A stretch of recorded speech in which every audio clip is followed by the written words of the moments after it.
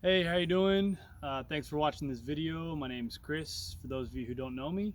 Um, the goal for this video, a lot of people have been asking me about what I did to the truck that I bought to kind of build it out on the interior to be able to sleep in it if I need to and live out of it full time while I'm on the road. So I'm just going to basically just give you the full walk around tour and kind of explain what I've done, what's working and what's not working, and if you have any suggestions, let me know on things I can fix.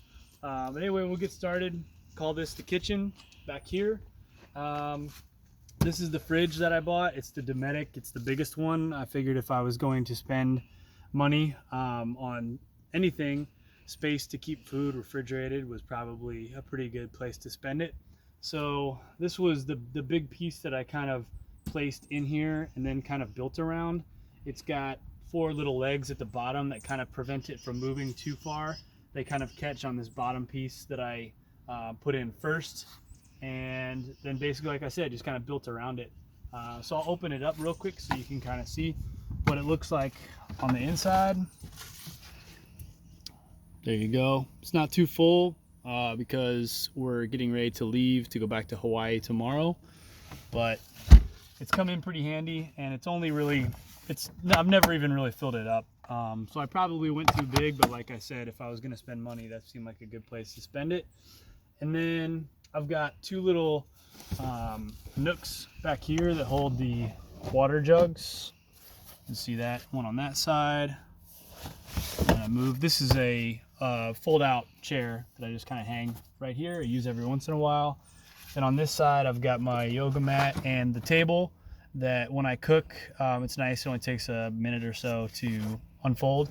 And underneath it all is the second water jug down there in its little space.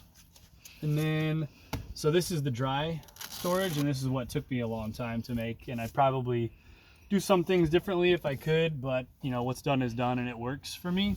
Normally I've got a knife set in here as well, but at the moment, all I have down here is the camp stove. So this has been great having this, use it all the time. Pop it up, and I've got my lighter, connecting piece, and propane tank in there. And then when I got it set up like this, I bring this little fold out table, set that right here. It's a chef's kitchen, you know. I've got my refrigerator, I got my dry goods, I got my stove top, and I got my table to kind of prepare everything. So it's been nice, and it's kind of fun to see a lot of people if I pull over on the side of the road or if I'm at a park or something and I'm cooking and people are looking at me like I'm crazy, but also kind of looking at me like they might be kind of envious of what I'm up to. So it's kind of fun to have conversations with people about it. And then just a couple of other dry storage items down here.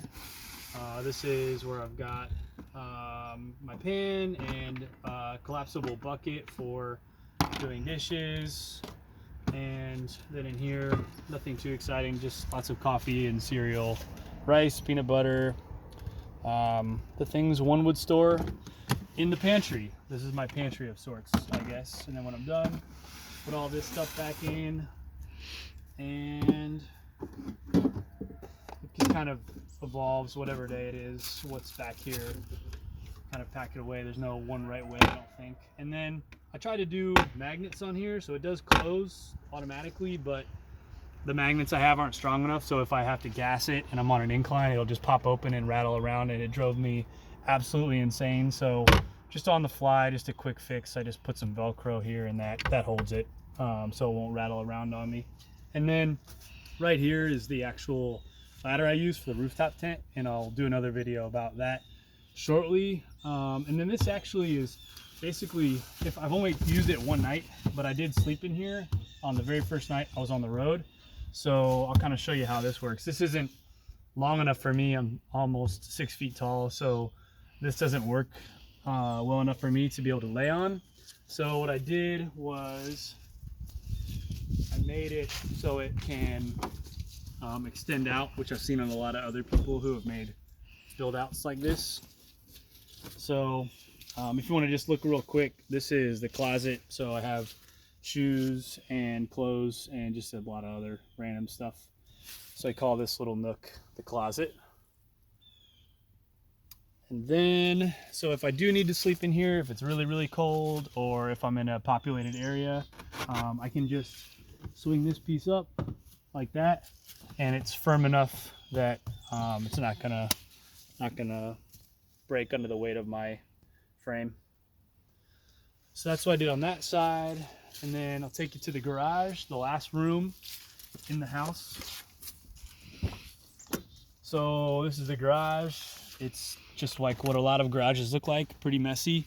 Got the French press, gotta have that. Got some water filters, extra gas cans, wipes to clean the dash, a bunch of silly paperwork. My dad hooked me up with a toolkit, which has come in handy.